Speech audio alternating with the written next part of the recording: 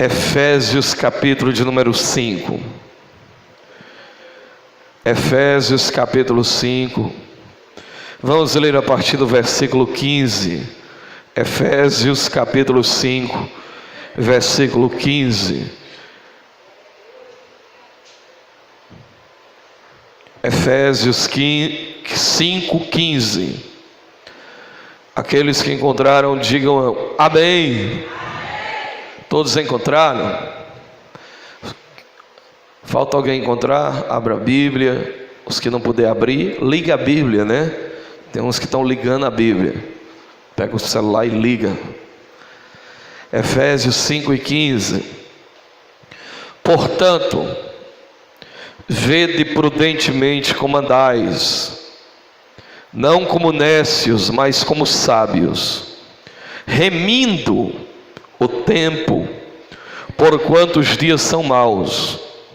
Pelo que não sejais insensatos, mas entendei qual seja a vontade do Senhor. E não vos embriaguei com vinho em que há contenda, mas enchei-vos do Espírito. Deus, fala conosco esta noite.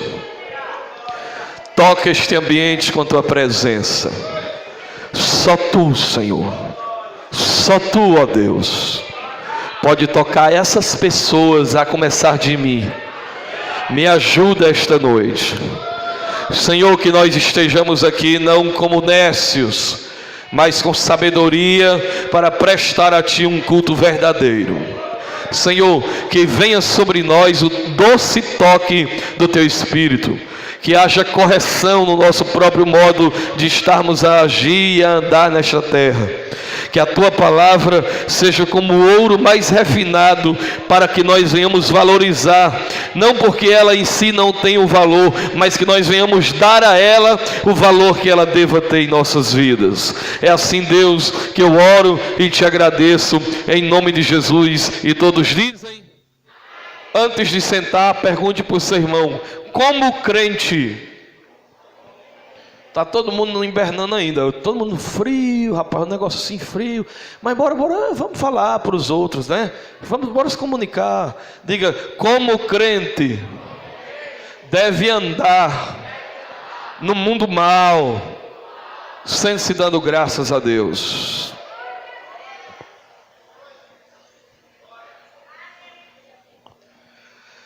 Meus irmãos, vocês que estão aqui hoje para ouvir a palavra de Deus, são sabedores que nós estamos vivendo no mundo mal. O mundo está cada vez pior. O mundo está cada vez mais terrível. De tal maneira que, se você como crente está tranquilo, está dizendo que maravilha, você não é crente não. Você já se conformou ao mundo, você já tomou a mesma forma do sistema.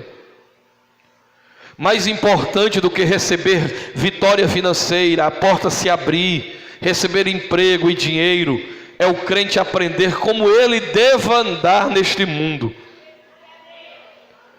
para que você seja mais do que uma vitória, para que você seja mais do que conquista, para que você seja mais do que ganhar uma bênção, seja você uma bênção.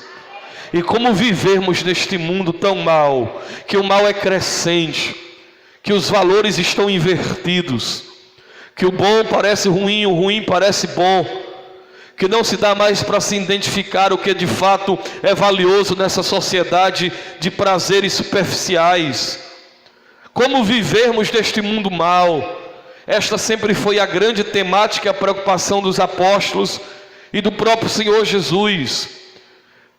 Ensinar os cristãos, após eles conhecerem Jesus, receberem a alegria do novo nascimento, terem dentro de si o poder do Espírito Santo, a alegria de encontrar a igreja, os amigos, a irmandade da fé. Depois disso, como viver? Essa é a preocupação de Paulo ao escrever aos Efésios. Falar desta guerra constante entre o mundo e o cristão, entre o sistema invisível das trevas e o reino da luz. E ele começa esse texto que nós lemos dizendo o seguinte: portanto, e vocês aprenderam domingo o que é que significa portanto, amém?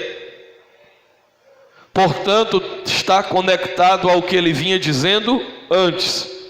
De tal maneira o texto não se pode avançar sem compreender o que é que Paulo estava dizendo antes. Esse portanto é uma conexão entre o que ele vai dizer com o que ele estava dizendo. E o que é que ele estava dizendo? Que os cristãos não deviam ser coparticipantes ou cúmplices nas obras infrutíferas das trevas. Que os crentes não devem ser participantes naquilo que é infrutífero, naquilo que não é de Deus, naquilo que não procede da luz.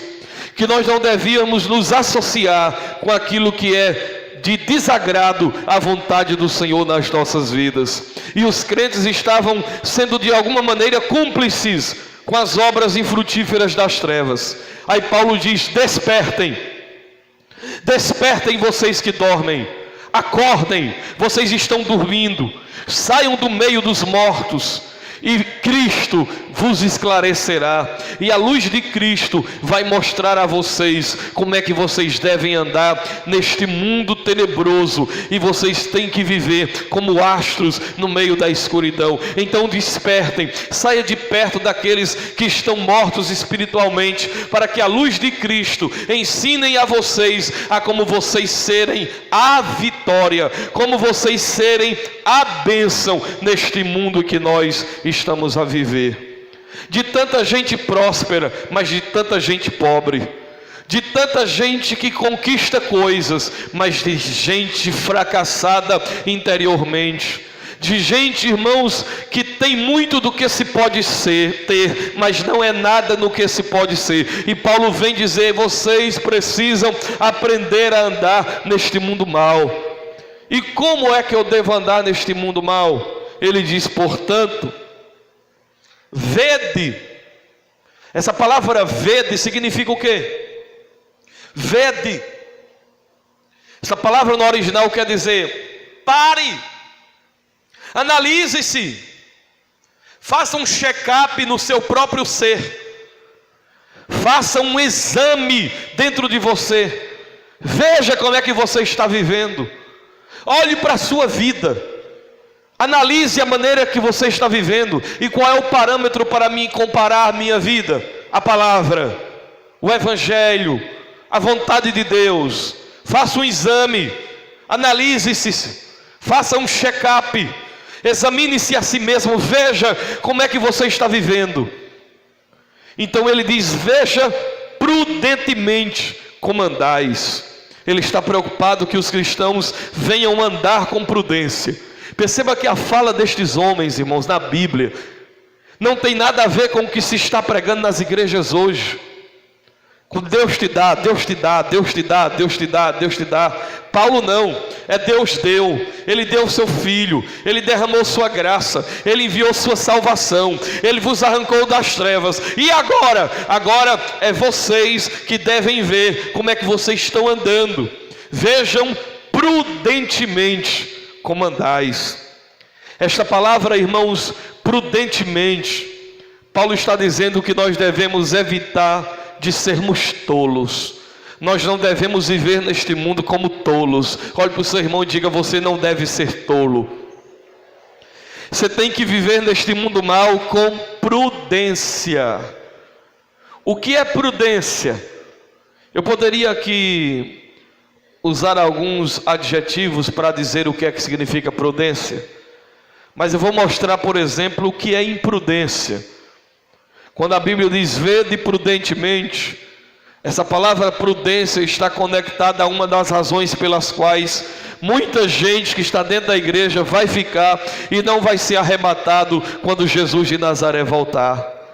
Eram 10 virgens, mas a Bíblia diz que 5 eram prudentes e as outras 5 eram loucas, eram imprudentes, eram insensatas, eram doidas, e não guardaram azeite suficiente para ver o noivo quando ele estava vindo repentinamente, porque o noivo vinha de noite, numa hora inesperada, no meio da escuridão, e se alguém não estivesse com a lamparina acesa, não ia vê-lo.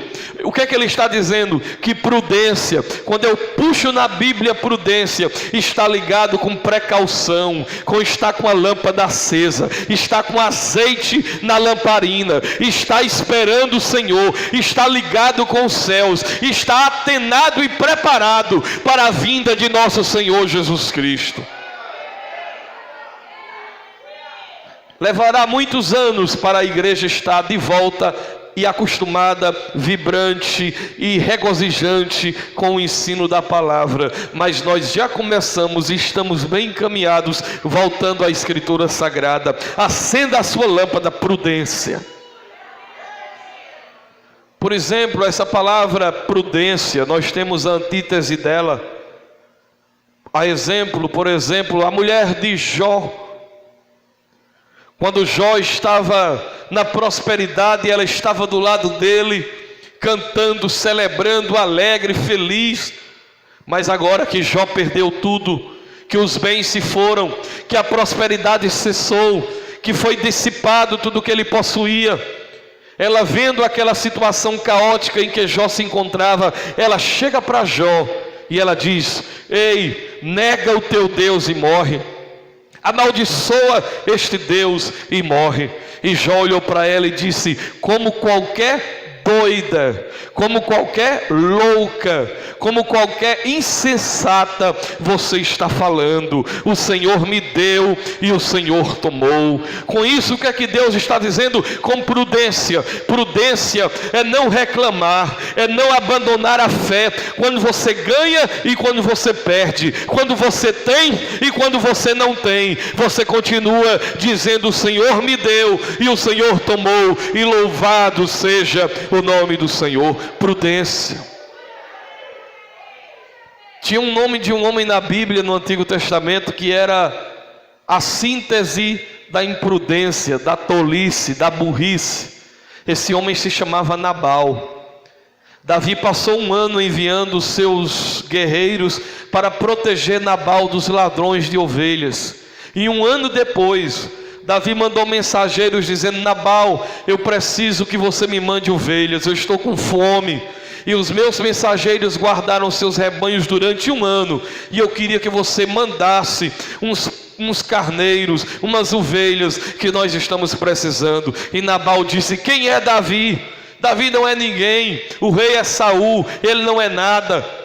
E Davi levantou-se terrivelmente contra Nabal. Mas a Bíblia fala de uma mulher prudente, que era Abigail, a esposa de Nabal. E Abigail se interpôs entre Davi e Nabal e disse: não faça isso, porque o meu esposo é um tolo. Veja, o nome dele é Nabal. E Nabal quer dizer, irmãos, desculpe a linguagem chula, idiota. Ela estava casada com um idiota, casada com um tolo. E por causa de Abigail, Davi poupou Nabal. E quando Nabal morreu engasgado com osso, Davi disse: esta mulher é tão prudente, esta Abigail é tão sábia, que eu não vou mais deixá-la encontrar outro Nabal. Eu quero esta mulher como minha esposa. E Davi casou-se com Abigail, a ex-esposa de Nabal. Se tu quiser casar com Nabal, vai em frente. Olha para a aparência, olha porque Nabal tem muita ovelha, olha porque Nabal é muito rico. Cuidado, está pegando um Nabal na tua vida.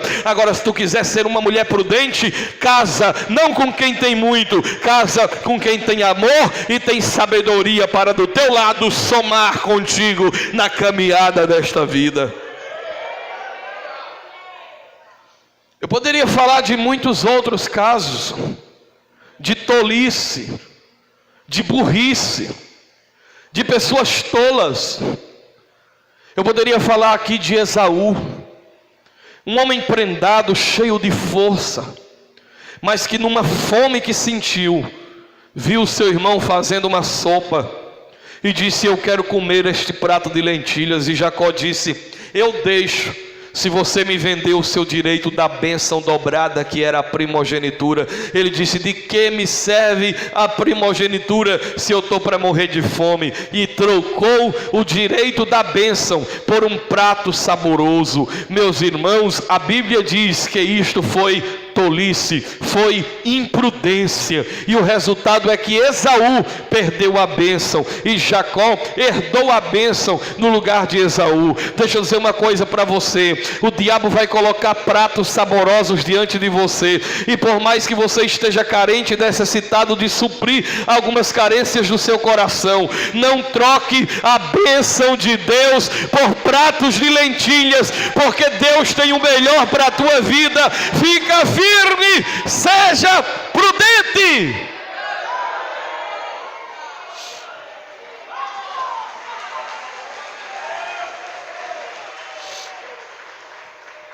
Veja prudentemente como andais, não como nécios. Essa palavra nécio é tolo. Não seja nécio, mas você deve andar como sábios. Aí quando a gente fala como sábios, a gente já imagina um intelectual togado, um intelectual com dedo, com anel em todos os dedos das mãos e até nos dedos dos pés.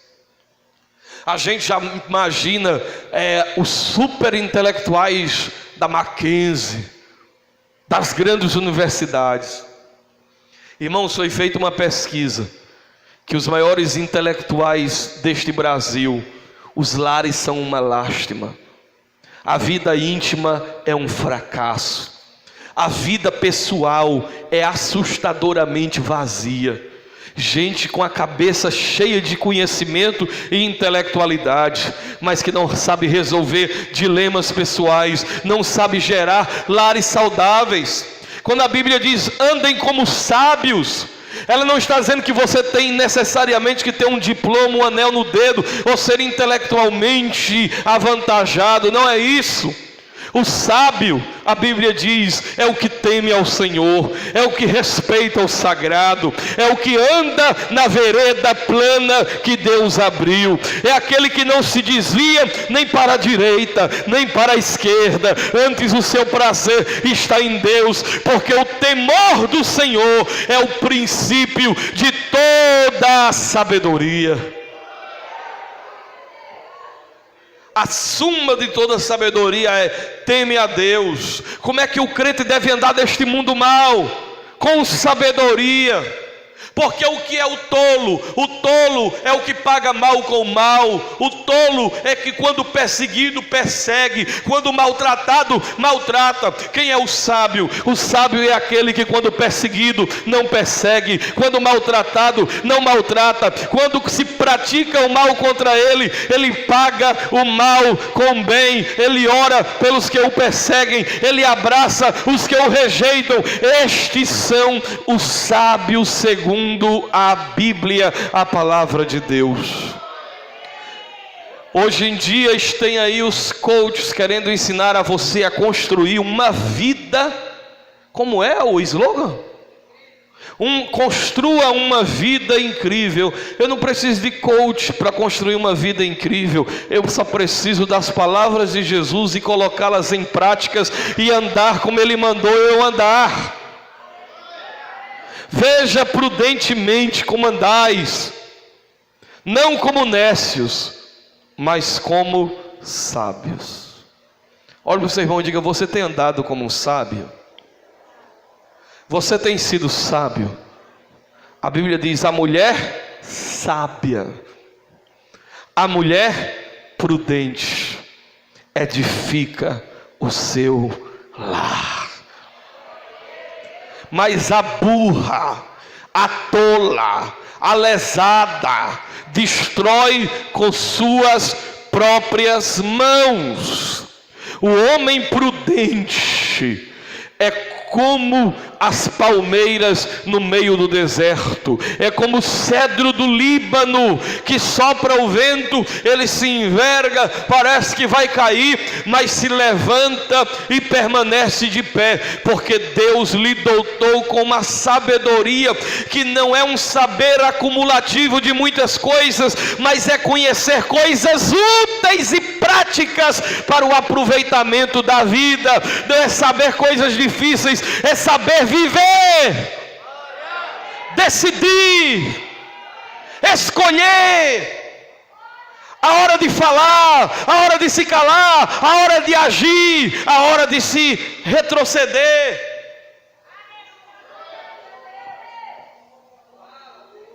O que adianta, meu irmão, você se encher de dons, mas você é uma pessoa tola, menino, infantil, só tem água na cabeça. Às vezes eu escuto coisas, irmãos, que eu fico, meu Deus, como uma pessoa tem coragem de fazer isso? Um adulto. Porque falta sabedoria, e para vivermos neste mundo mal, que estamos rodeados de gente, rodeados de principado, de potestade, cheios de laços, cheios de armadilhas, cheios de caminhos que parecem bons, mas o fim deles é a morte. Eu preciso olhar para a maneira como eu estou levando a vida, porque cristianismo é um caminho, é um estilo de vida. Você sabe qual foi o primeiro nome que a igreja recebeu na Bíblia? Era chamado os do caminho. O que é cristianismo? É um jeito de andar, é um jeito de viver. Viver como? Com prudência, com sabedoria. Jesus disse: sejam simples como as pombas e sejam prudentes como as serpentes. Segundo lugar, como é que um cristão deva viver neste mundo? Ele diz no verso 16: remindo o tempo, porquanto os dias são maus. Remindo o tempo, porquanto os dias são maus. Pergunta ao seu irmão: você sabe o que é que Paulo está dizendo? Pergunta para ele: você sabe o que é que ele está dizendo? Eu queria saber dos senhores sobre isso. Vocês sabem o que é que Paulo está dizendo? Olha, eu confesso que fui estudar, e eu vou dizer, eu tenho quase 20 anos de fé, não sabia não. Mas não interessa, esse é o problema da igreja. Pastor, eu quero que o senhor falasse um negócio aqui de estrondar, eu lá quero saber o que é remir tempo. Isso é imprudência. O que é remir o tempo? Isso é lindo, remir o tempo. Quem aqui foi redimido? Alguém aqui foi redimido pelo sangue de Jesus? Jesus veio remir. Ele está mandando eu remir o tempo. Vocês precisam, oh maravilha, Jesus, remir o tempo. Eu sou um remidor. Eu vou remir o tempo. Remam o tempo. Vivam neste mundo mau, remindo o tempo, porquanto os dias são maus. Remir, essa palavra remir, ela é uma palavra que significava literalmente pagar. Pagar um preço. Os escravos ficavam nas praças e chegava o remidor e dizia: olha, eu quero comprar esse escravo aí. Quanto é que ele custa? Ele custa 50 reais. Pois ele é meu. Eu remi o escravo. Ele agora me pertencia. Eu tirava ele da praça dos escravos e comprei ele. Eu remi. Essa palavra remi quer dizer pagar um preço. E Paulo está dizendo que eu tenho que remir o tempo. O que é este tempo? A palavra tempo aqui não é cronos, tempo de tempo, mas é oportunidades. As oportunidades do dia, as oportunidades do momento, as oportunidades deste tempo. Aí ele diz: mal. Fantástico. Uau. Magnífico, eu estou empolgadíssimo. Bom sono a todos, mas eu estou empolgado.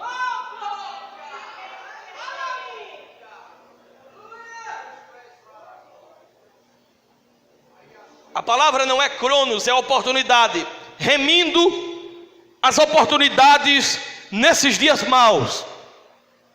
Você precisa remir os momentos maus. Como assim, pastor? Não estou entendendo. Você está na empresa e alguém está fazendo uma coisa má contra você. Naquela hora você tem que remir aquele momento. Fazer com que aquilo, em vez de contribuir para o mal, você vai usar, você vai redimir aquilo. E aquilo, em vez de fazer mal em você, aquilo vai produzir algo bom na sua vida, porque você remiu aquele momento.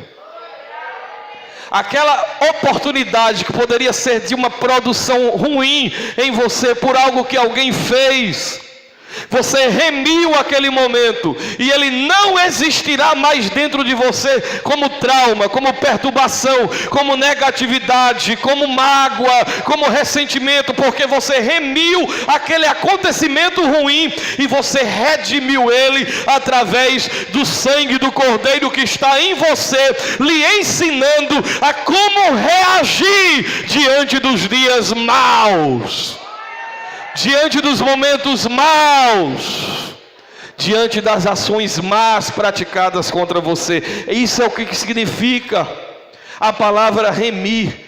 Remir, irmão, significa que eu posso mudar o passado. Olhe para o seu irmão e diga: você pode mudar o passado.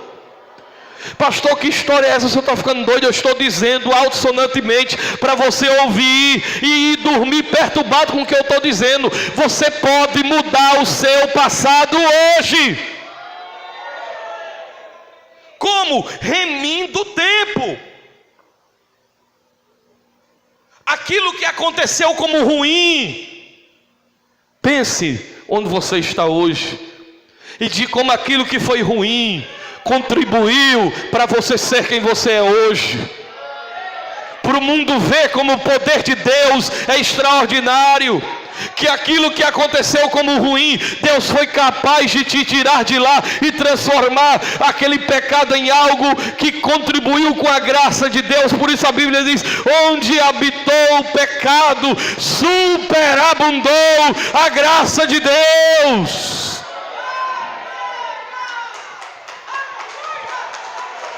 Glória a Deus. Faça viagens a momentos que você viveu e redima o seu passado. Faça uma remissão do que você viveu como um momento ruim e comece a dizer: não, mas na verdade eu quero enxergar o meu passado com novos olhos. Eu quero enxergar os meus tropeções, os meus desacertos, as minhas oscilações. Aquilo foi tudo processo de crescimento. Está tudo remido, está tudo ajustado. Todas as coisas contribuíram para o bem daqueles que amam a Deus e que são chamados segundo os seus propósitos, os propósitos de Deus. José olhou para os seus irmãos e disse: vocês intentaram o mal contra mim, mas Deus transformou o mal em bem e me fez prosperar na terra da minha aflição. E me colocou como pai de Faraó e o segundo maior homem do Egito. Não tenham medo, eu não vos farei mal, porque quem enviou-me para cá não foi vocês, quem enviou-me para cá foi o próprio Deus. E eu já acertei-me e peguei o mal não como algo para me sepultar, peguei o mal como uma oportunidade de impor sobre este tempo, não o que o tempo quer me impor, mas a graça de Deus vai se impor sobre este tempo, mostrando nesse tempo que eu sou diferente do mundo e que não é o mundo que vai determinar quem eu sou, mas é a graça de Deus em mim que vai passar como um cometa brilhando no meio deste mundo tenebroso. Aplauda a palavra de Deus. Mas você não tem entendido nada.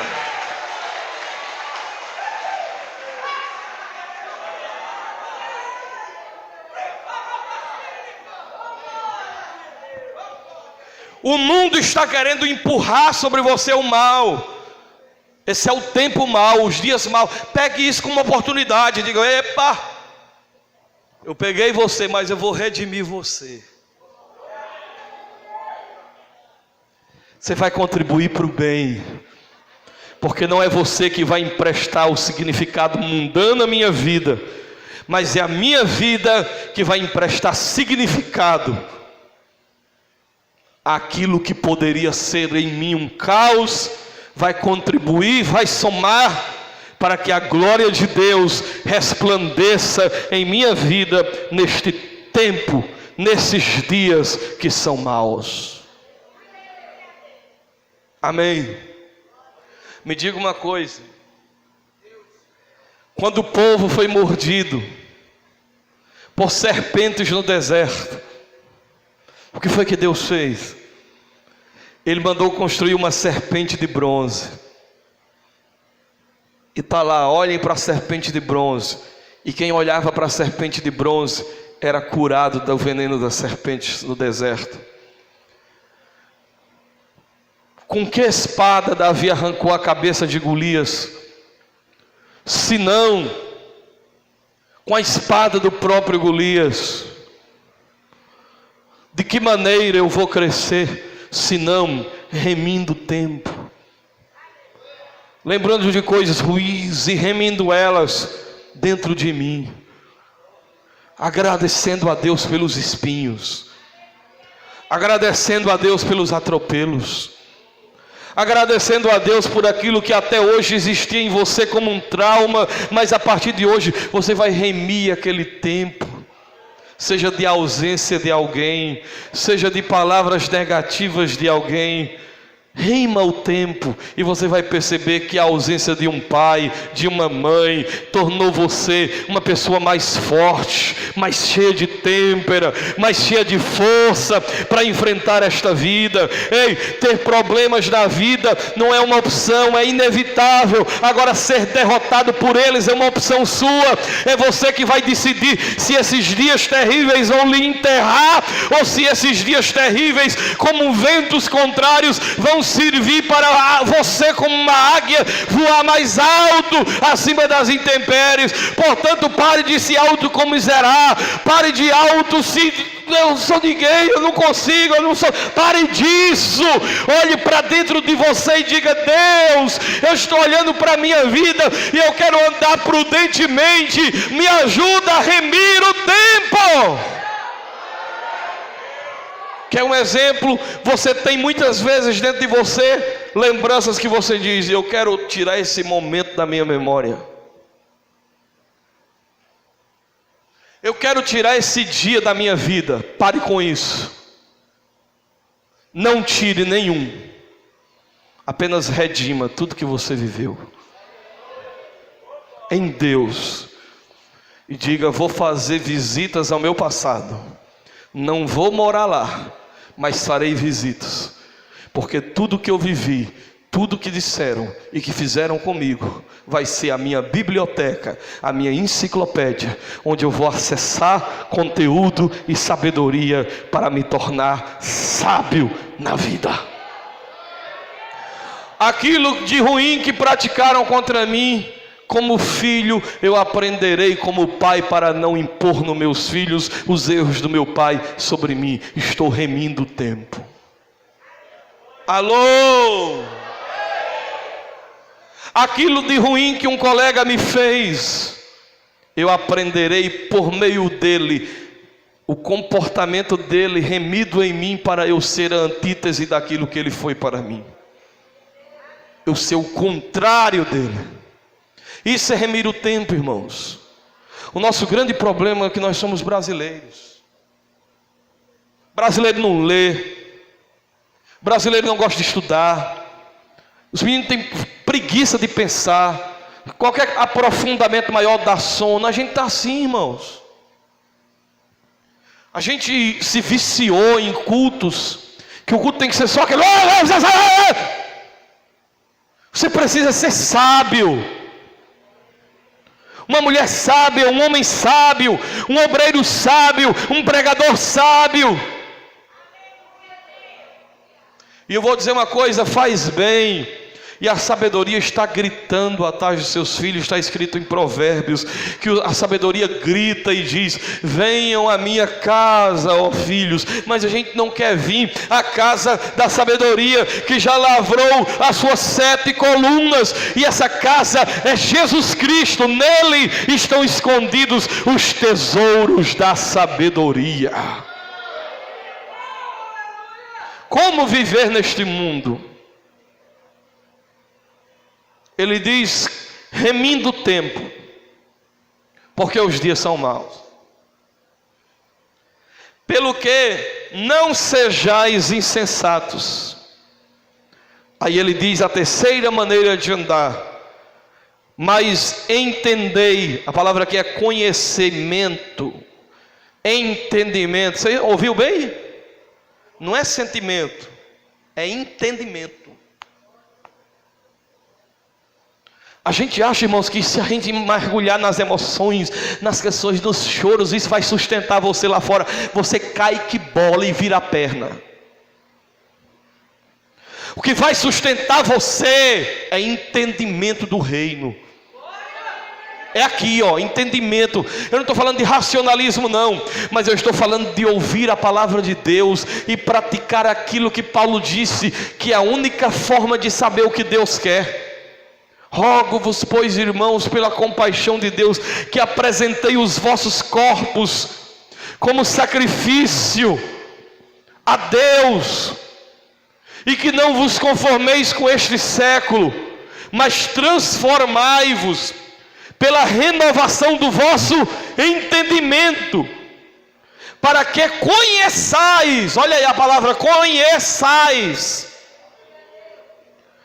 Crente sem conhecimento não existe. Agora, pastor, eu quero entender qual é a vontade de Deus para a minha vida. Eu já sei o que é que você está atrás. Entender a vontade de Deus para a minha vida. Você quer que eu diga qual é o que é que os crentes estão atrás? E os pregadores dão a eles. É com quem vou casar. Qual é a vontade de Deus? Com quem é que eu vou casar? A vontade de Deus para os crentes de hoje é isso. É saber se aquele emprego é melhor, se deve ir para o outro. É saber se pinta a casa de azul ou de vermelho. É saber se Deus quer que dê glória ou se não dê glória, se eu sou calvinista ou sou arminiano. Isso é a vontade de Deus para a minha vida, é se eu boto uma empresa ou se eu saio da empresa. Isso é balela de crente que perdeu-se no conhecimento. Entender a vontade de Deus não é a respeito destas coisas banais, não.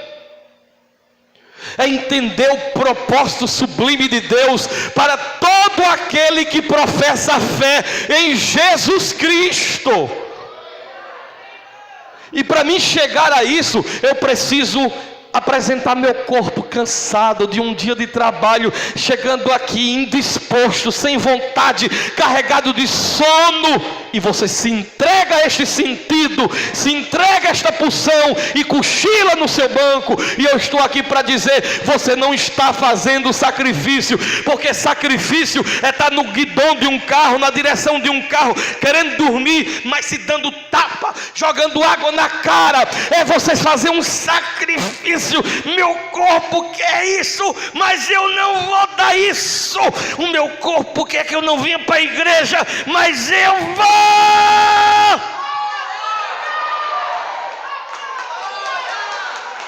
Covarde.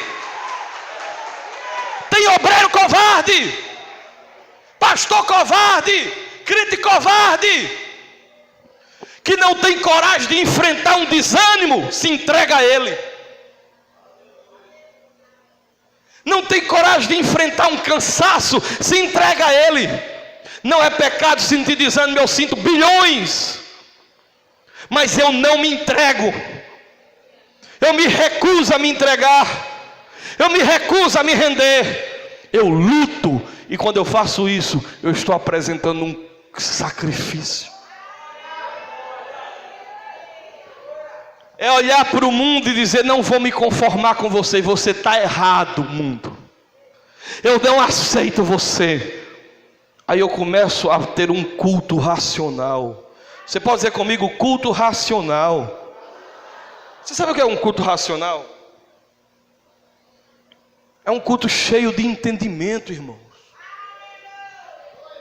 A palavra culto racional ali quer dizer conteúdo. Culto com conteúdo. Culto com conteúdo. Aí quando eu tenho conteúdo, eu começo a entender o que Deus quer. Mas o que Deus quer é relacionado ao quê? O que Deus quer relacionado à maneira como eu devo viver. Não a respeito do que eu quero ser na vida como cidadão, mas como cristão. E como é que Deus sei qual é a vontade de Deus? Paulo diz, ele vai dizer, ele diz: olha, eu quero que vocês entendam uma coisa: quem mentia, não minta mais. Quem roubava, não roube mais. Olha aí a vontade de Deus. Você quer descobrir a vontade de Deus? Quem ficava cobiçando a mulher dos outros, não cobice mais. Quem ficava olhando o site pornográfico, não fique mais. Quem ficava com a mente cheia de bordel, não fique mais. Quem levantava falso testemunho, não levante mais. Quem traía a esposa, não traia mais. Quem era uma má pessoa, não seja mais. Esta é a vontade de Deus. É que eu seja íntegro, é que eu seja santo, é que eu seja verdadeiro, é que eu seja um homem e uma mulher que Deus possa olhar e dizer: aquele ali se desvia do mal, aquele ali teme a mim, aquele ali é fiel a mim. Essa é a vontade de Deus. É que eu seja santo, é que eu seja irrepreensível, é que eu tema a Ele, é que eu louve a Ele, é que eu ame o bem, que eu pratique a justiça, que eu ame a misericórdia, que eu ande em humildade, que eu seja luz do mundo, que eu seja o sal da terra, que eu seja instrumento de justiça, que eu seja fervoroso do Espírito e não vagaroso no cuidado, que eu seja uma pessoa hospitaleira. O que é que Deus quer? O que é que Deus espera? Qual é a vontade de Deus para a minha vida? Que tu sejas crente, que tu sejas fiel, que tu sejas obediente, que tu seja uma mulher e um homem de vida consagrada a Ele. Essa é a vontade de Deus, que o mundo não te esfrie, mas que você vença o mundo com sua fé, que você resista ao diabo e ele fugirá de vós, e que você se revista da armadura de Deus e seja cheio do Espírito Santo e não se embriague com vinho.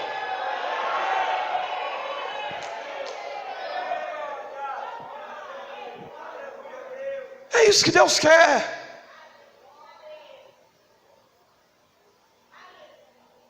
Para que vocês conheçam a vontade de Deus. Pergunte para o seu irmão: a vontade de Deus, quanto vale para você hoje de noite?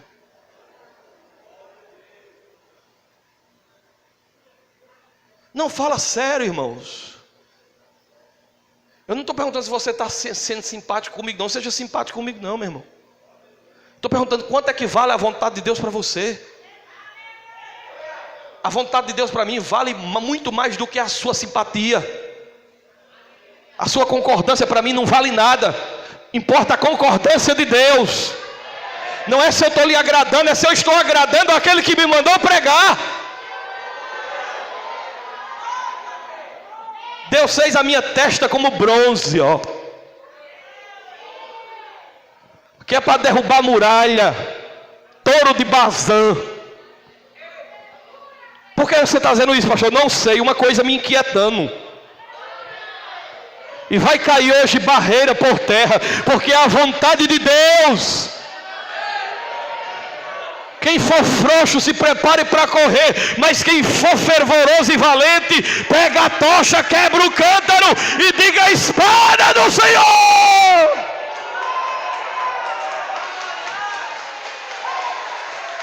Culto frio eu não aceito, eu não aceito.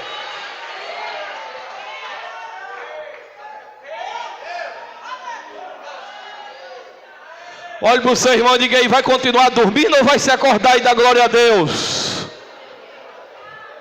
É um negócio sério, irmãos. Quanto é que vale? Paulo disse: para mim importa obedecer a Deus e não os homens. Paulo disse: no dia que eu começar a me preocupar em agradar aos homens, eu não sou servo de Cristo. Para ser servo de Cristo eu tenho que desagradar aos homens. Qual é a vontade de Deus? Eu estou perguntando: quanto vale a vontade de Deus para você? Ou é algo que você negocia? Não, eu vou negociar aqui por isso. A vontade de Deus. Quando um crente é sábio, a vontade de Deus para ele vale mais do que qualquer proposta. Qualquer proposta que venha, Deus. Mas mais importante do que essa proposta é saber qual é a tua vontade. A proposta é boa, é tentadora, Senhor, mas, Senhor, me dirige. Não deixa eu entrar numa fria. Melhor é o pouco contigo do que o muito sem ti, Senhor. Mas tem gente que a vontade de Deus é uma coisa assim. Precisamos, meus irmãos, acordarmos da fé para nos enchermos do entendimento da palavra. Ela está nos limpando esta noite, creia. Essa palavra de hoje está nos limpando, está dando trabalho tirar a nossa sujeira, nossa, mas está tirando, devagar ela está tirando. Tem hora que Deus passa uma ducha no seco, mas está passando. Aquelas duchas que a deixa arranhado quando passa no seco, Deus está passando hoje. Pai, santifica-os na verdade, a tua palavra é a verdade. Como saber a palavra de Deus? Como conhecer a vontade? A palavra. E qual era a vontade de Deus para a igreja de Éfeso? Aí Paulo diz: não se embriaguem com vinho. Que vinho? Pergunta ao seu irmão: você já tomou um pouquinho de vinho hoje de noite? Vinho da rejeição ao sagrado, vinho do endurecimento do coração à palavra,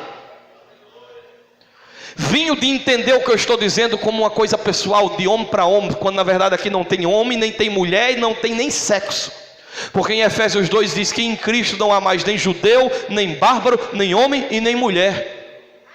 Aqui não tem nem homem, aqui é um anjo. O anjo da igreja está pregando. Mas se você vê como um homem para um homem falando uma coisa pessoal, você fica: não concordo não. Ele está muito salente. Está pensando o quê? Você está cheio de vinho, meu irmão. A Bíblia diz: não se embriaguem com vinho, que tem o quê? Contenda. A vontade de Deus é que eu não me embriague com maus sentimentos, que eu não me embriague com rebeldia. Eu poderia falar de alguns vinhos terríveis. O vinho que leva a maldição, como nos dias de Noé, se embriagou com vinho, ficou nu. Vinho de sensualidade, de nudez. A Bíblia diz que as filhas de Ló embriagaram o pai com vinho e dormiram com o próprio pai. E daquele incesto nasceu os dois piores inimigos da história de Israel. Eu poderia, irmãos, falar de tantos outros vinhos que a Bíblia Sagrada registra. Mas uma das coisas que Deus quis aos homens que eram cheios do Espírito Santo era que os homens que eram para ser cheios do Espírito Santo, eles não poderiam beber vinho. Quer um exemplo? Sansão. Deus disse: olha sobre Sansão, e seus cabelos não se passará navalha, não se tocará, nem comerá coisa imunda, e também não poderá beber vinho, nem bebida forte. Que Deus levante esta noite recabitas. Quem eram os recabitas? Os recabitas eram um povo que recebeu uma ordem de seu mestre para que não se embriagarem, e eles jamais beberam vinho. Até quando o rei mandou beber, eles não beberam em obediência. E Deus disse: olha, os recabitas não eram crentes e se recusaram a beber vinhos. Se eles que são incrédulos não beberam vinho, vocês que são povo meu, não bebam vinho, não sejam dados ao vinho da contenda. E o que é que eu tenho que fazer? Se encham do Espírito Santo. Esta é a vontade de Deus. Aplauda Jesus de Nazaré.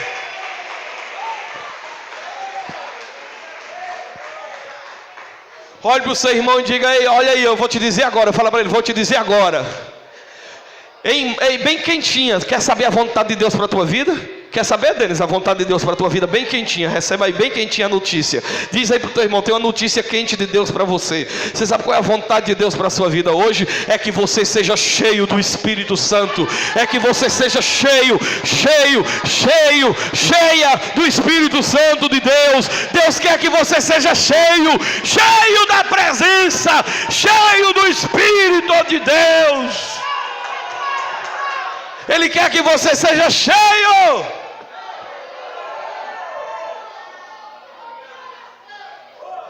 E o resultado de uma igreja cheia, o que é que tem nela? Aí ele diz: quando você entra nela, tem um grupo falando salmos. Um diz: o Senhor é meu pastor e nada me faltará. Aí o outro grita ali: o que habita no esconderijo do Altíssimo, a sombra do Onipotente descansará. Aí o outro grita acolá: ainda que eu ande pelo vale da sombra da morte, não temerei mal algum, porque o Senhor está comigo. Aí o outro grita acolá: o Senhor é a minha luz e a minha salvação, de quem temerei? Aí a Bíblia diz: e uns estão com salmos, outros estão com hinos. Aí um começa a dizer ali: então minha alma canta-te, Senhor.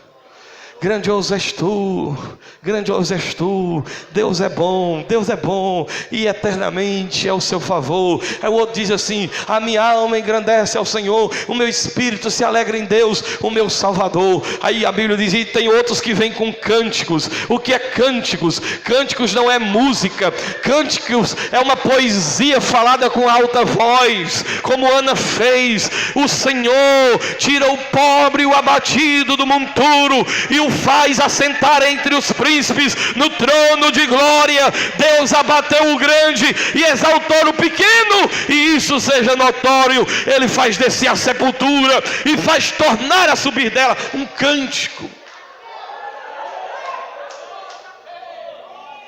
Mas ele diz aqui, olha aqui, ele diz cânticos espirituais. Meu Deus, eu estou doido por um culto desse.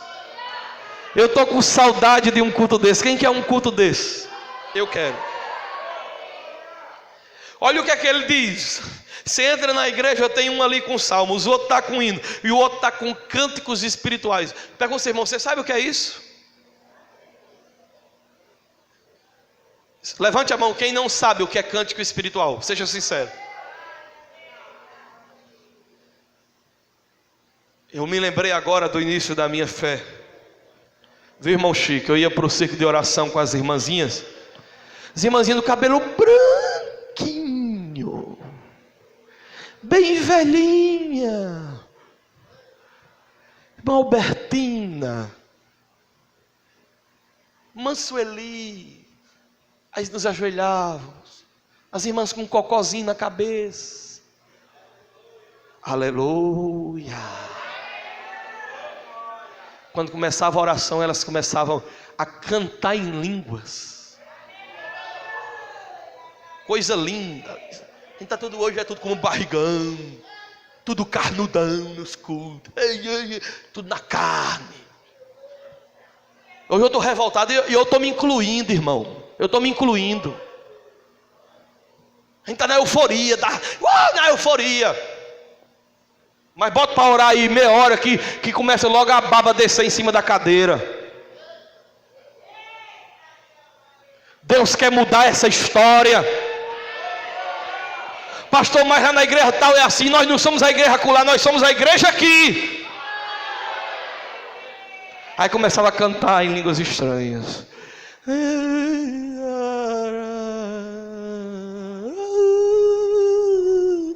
Não estou fazendo a língua, estou fazendo só o tom.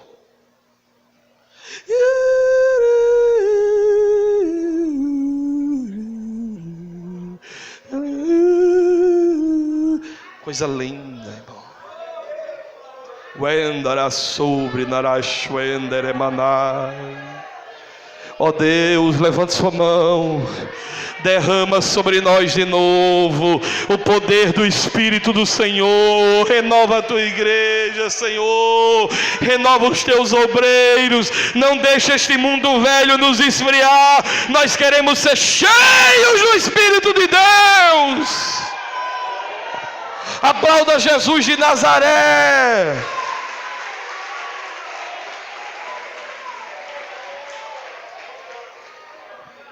Aí o que é que ele quer mais? Uma pessoa cheia do Espírito Santo, ela está sempre dando graças a Deus por tudo, se sujeitando uns aos outros, tendo os outros como superiores.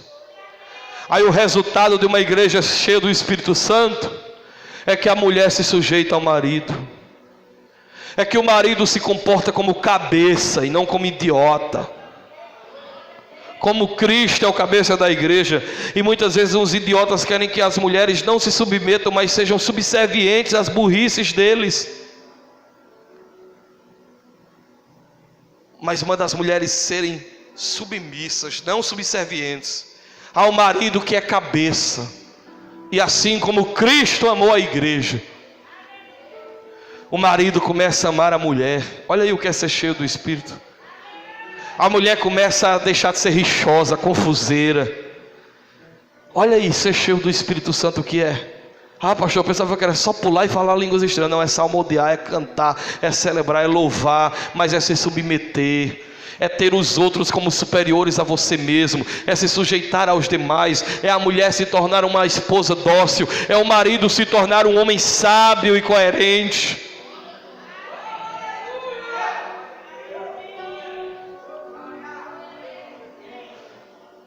Aí vai os filhos da igreja, começam a ser obedientes aos pais, começam a honrar o pai, honrar o primeiro mandamento. Aí ensina os pais a não provocarem os filhos com ira.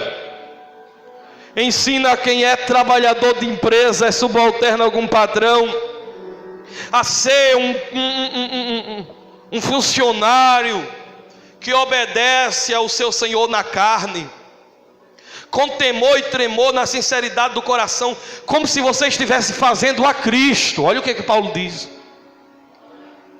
Você trata bem o patrão como se ele fosse Cristo para você. Olha como é esse povo cheio do Espírito Santo, servindo de boa vontade.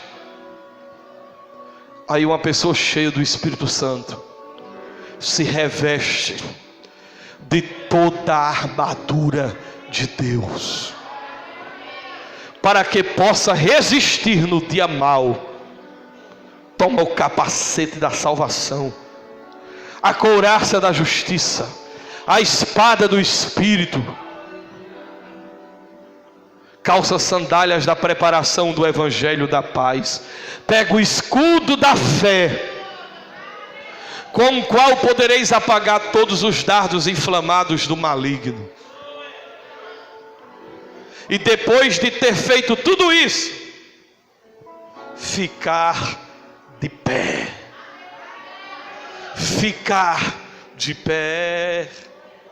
Ficar de pé.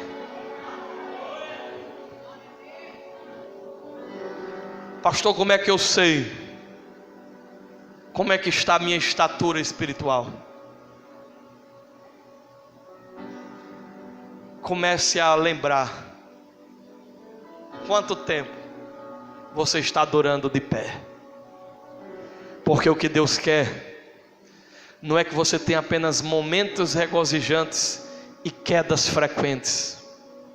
O que Ele quer é que você tenha momentos regozijantes, mas que quando chegar os momentos difíceis, você permaneça de pé, de pé, de pé. Wendoroa, Shwenderabashia. Fica de pé agora, em nome de Jesus. Aleluia.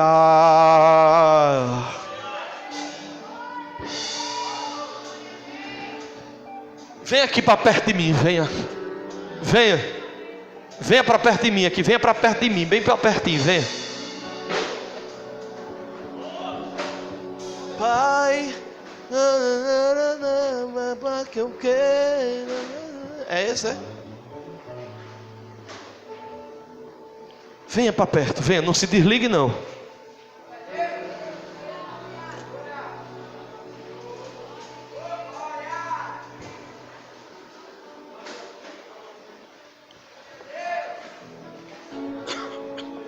Venha para perto.